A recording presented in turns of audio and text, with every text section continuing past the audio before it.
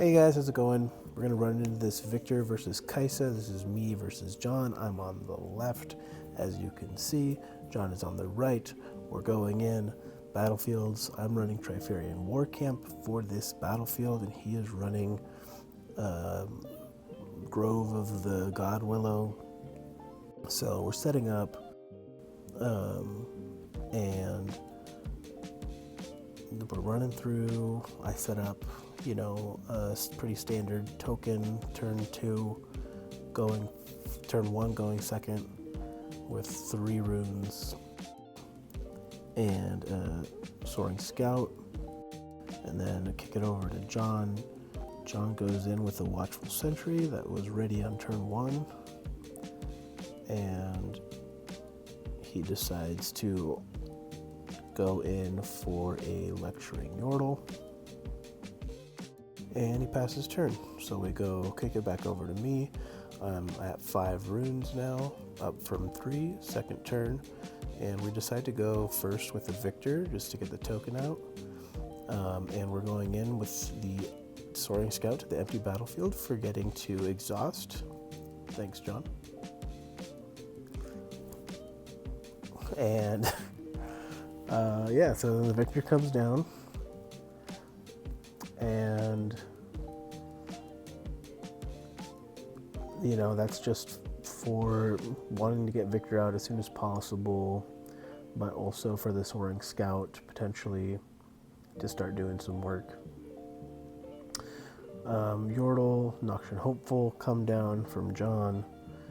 Also, well, now it's 6 mana, and back to me. I get a point for the Conquer, so even at 2-2, and we are going to draw because I forgot my beginning step, and I go in and unexhaust a token, and there it is. There's exhaust, and there's a Watchful Sentry after I've conquered it, going up to 3 points, and we tap Viktor for a token. We hide some stuff really quick, and then we kick it back over to John. John going through his awakening and beginning and channeling and drawing phases, and he decides to tap Kaisa for the rune and one more for a Hextech Ray without needing to channel for the red. So the Hextech Ray takes care of the Soaring Scout that was there on the base, and then he tries to move Yordle in. Yordle gets countered by Hidden Blade. John draws 2, and another Yordle comes in anyway. So in retrospect, maybe taking my own unit out there and drawing 2 for myself, denying his 2 because he was going to come in anyway. But it felt good to get rid of that unit. So he comes in to the other base. Everything else goes down, but Blast Confe stays. Blast Confe holding down the base and eventually gets bumped out by Noxus Hopeful and a Yordle. So John sitting pretty, 4 points with lots of runes left. Let's see where he goes from here. So he's going to tap 2 blue, 2 mind runes, and go in with a Pouty Poro and a Noxus Hopeful, I believe. Or maybe it's a Watchful Sentry. Either way, kicks it back over to me, and I'm going to go Imperial Decree and just start pinging away.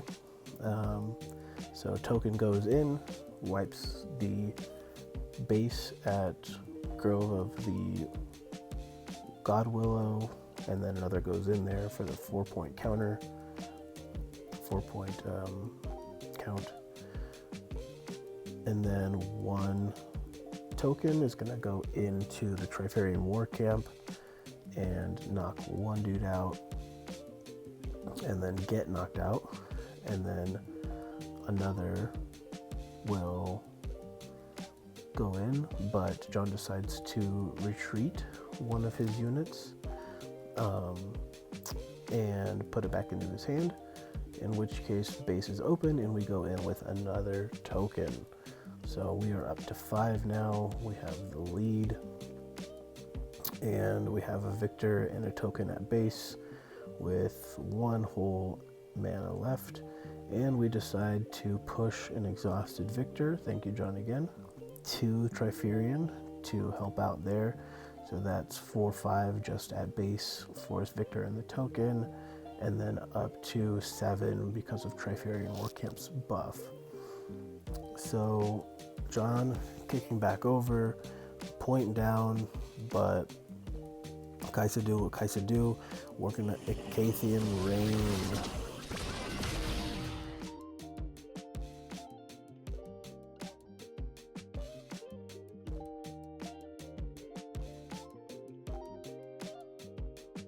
Everything's gonna go down.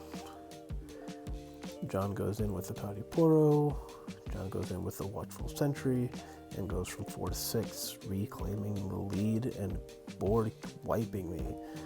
I have nothing left on board. I'm talking about it to him, and I'm just doing what I can. So the nice thing about not having a board is that you can call the week. So this gets him off of a base, so he doesn't win automatically, going from 6 to 8 next turn. And I'm just really fishing here. There's not a lot I can do. We're gonna go with the classic Viktor move and get a token established, get a Yordle established, and I believe that's it. Oh, looks like we got another 4 down for something, but that must have just been for the Yordle and the token, not sure. So Kaisa comes out ready, and he holds to 7, and Kaisa conquers for 8. So that's game 1. John pretty decisively, having stuff. Dreaming Tree versus Altar of Unity. Altar of Unity was just kind of in the pile. Trifarian Warcamp's, so classic for Viktor. But this Altar of Unity ended up being very good for being against Kaisa, because just like overrun with units is amazing. This unit that lets me put it down another unit, another token unit, was also really nice. This was the first game I was able to play that after adding it to the deck. We're gonna go in and conquer that base. So at 4 runes, John being on the turn after, he goes in with a ready Pouty Poro, and he conquers for 1, and he goes in with Watchful Sentry, and then he actually retreats the Pouty Poro back, and then adds a Ravenbloom back exhausted. And I'm asking him why, and that just seemed weird to me, but if you got the mana, smoke them. So yeah, so we go back into my turn, and I'm just kind of like figuring out what I want to do. Forget to hold again, so that's fun. Gotta watch that. And then Faithful Manufacturer again, just being clutch, going to base, getting my token from Viktor that turn, and getting my Faithful Manufacturer for another token. Hiding, that way I get to stay at the base, and then I believe I get a token from the Altar of Unity as well, and that comes in at some point. So John readying Pouty Poro and Watchful Sentry at the Dreaming Tree base, and let's see where he goes from here. We got 7 mana on board, 4 red, 3 blue. Pouty Poro goes down, Ravenbloom Student goes down. He retreats both of his units at the Dreaming Tree, and we're ready to untap. We got 3, we held, we get another token, so that's 2 tokens for free for holding, basically. There's a Hidden Blade there because I want to keep that. I'm just really defending it. A ready token goes in to conquer, so we get our 2 points for this round, scratch that, we go back to 3, and then we just go put in another token, and we go to 4. So no Hextech Ray for the second one. Make sure to ready properly, and we're gonna tap 2, maybe 3 for a Yordle. Yordle goes to base, and we're going to recycle 1 for the hidden on the Dreaming Tree. So hopefully try to keep that too. And then go a couple more for a Noxian Drummer at the Altar of Unity base. Really just want to keep that, adding 3 there, and kick it over to John. Let's see what he does with his pool full of mana.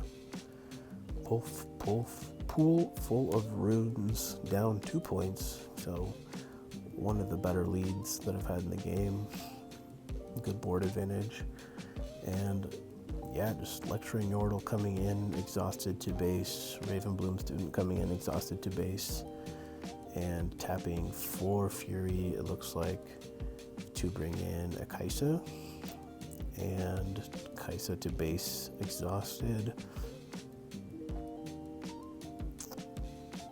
and Pouty Poro looking like he might go in. Watchful Sentry in fact goes in, and the hidden on the Dreaming Tree is Consult the Past, so I will draw 2. Watchful Sentry will take over. John will go from 2 to 3, and then we will see what is next. We're counting up the 8 tokens, 8 might that we have on Altar of Unity base with the additional hidden card, and he passes over. Maybe not having the things to do with it, so we go from 4 to 5 for the hold on the Altar of Unity base. And let's see where we want to go from here. We only need 3 points, so we just gotta keep, getting as many as we can. Yordle and token go into the Dreaming Tree against the Watchful Sentry. Untapped, my bad. There we go. And let's see where else. We got lots of mana, so we can put lots of stuff on board. We get our free token from Viktor. We get a Yordle down with our mana. We're gonna hide for 1 and make sure that's nice and tidy. And it looks like we will pass here. Oh, nope. Maybe another Watchful Sentry goes down to base just to have more units ready later for things like Grand Stratagem or another Imperial Decree from last game. And John tidying up his runes. Let's see how he can make this happen.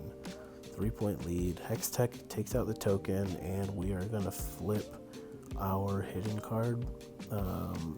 Maybe not. So it might be something that we can still use as long as we don't lose base. And it looks like here we're going to Blast Cone Fae. That way we win this fight. So Ravenbloom goes down to 1, I believe, to our 3. 1 for the token, and then 2 more for the Blast Cone. Yep. And then John goes in with 4 might with Pouty Poro and Watchful Sentry, I believe, or maybe it's a Yordle. And then the Blast Cone has to attack the Yordle because it has tank, and the Pouty Poro decides to stay at the Dreaming Tree. John still having plenty of mana, still having plenty of runes. Let's see where he will spend his runes. Again, counting up what 8 we have here and seeing if what we have for board wipe is enough. Is it enough? We're tapping lots of runes. What is that? 4, 5, 6, 7, 8, and 9. Recycle 3. So let's see if we can time warp. And at this point, I remember we're actually out rounds. So he gets 2 turns and I get 2 turns, but he actually was able to steal one of my turns with that time warp. But depending on what I have in hand, it might not matter because I can just flood in with my recruits with something like a Grand Stratagem or an Imperial Decree. So he's still tidying up, and he goes in again with a big spell, Icathian Rain. So let's see where he does his damage. Pew, pew, pew, pew, pew, pew, pew, pew, pew. And boom, we're gonna flip the Hidden Blade on one of our guys to Death Knell, and then also draw our cards, maybe just draw cards. So we're gonna draw our 2, and that's a Time Warp into an Icathian Rain from John, going up to 6, evening out the scoreboard, 6-6, retreating the Poro because he already scored at that base. And then we're gonna go in and just make sure that we have that point, that first point, and we don't get too locked out of the game somehow. And then, yeah, we'll just flip down the Grand Stratagem, and we got plenty of recruits to go in and go in and go in. So even if he has 1 counter, he only has 2 runes. There's only so much he can do. Don't forget to sub for Ari if you like the content. More to come. And thanks for watching. Super appreciate you. Stick around.